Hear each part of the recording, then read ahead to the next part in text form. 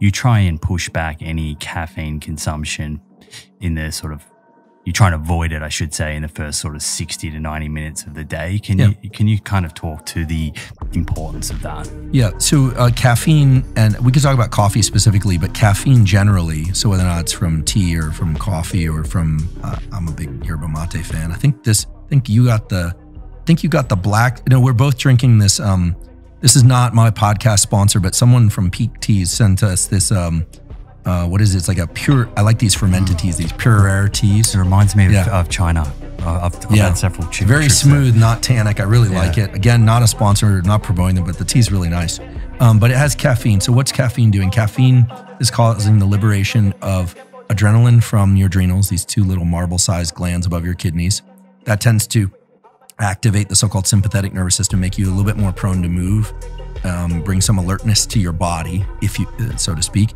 And then simultaneously, it's causing the release of norepinephrine and epinephrine from this little cluster of neurons called locus coeruleus that we talked about before. So the brain is being hosed with a little bit of epinephrine as we speak right now.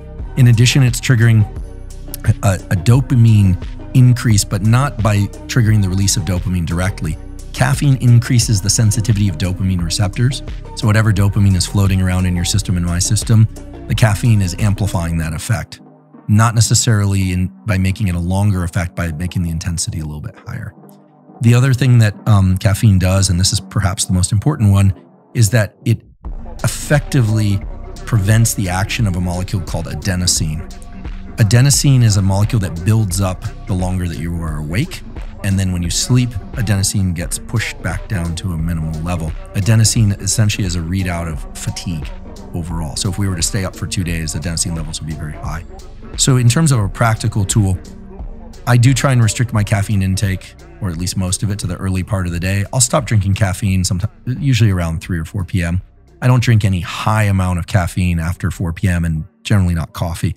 But when you wake up in the morning, depending on how well and how long you slept, your levels of adenosine might be zeroed out and you feel really alert, or you might have a small amount of adenosine hanging around. If you drink caffeine right away, what happens is caffeine acts as what's called a competitive, let's just keep it simple. It essentially binds to the receptor that adenosine would normally occupy. It's an antagonist. It's an antagonist, but it's what we call a competitive agonist because it binds, so it's an agonist, but it outcompetes the adenosine, so the adenosine can't dock at those receptors. So that's great because you start to wake up. But then around 2 or 3 p.m., as that caffeine wears off, the adenosine that's still around binds to those receptors and you get the afternoon crash. So one way that you can avoid the afternoon crash, or at least offset quite a bit of it, is to wait 90 to 120 minutes after you wake up to ingest any caffeine. And so adenosine lowers. Adenosine will continue to be cleared from your system in the early part of the day.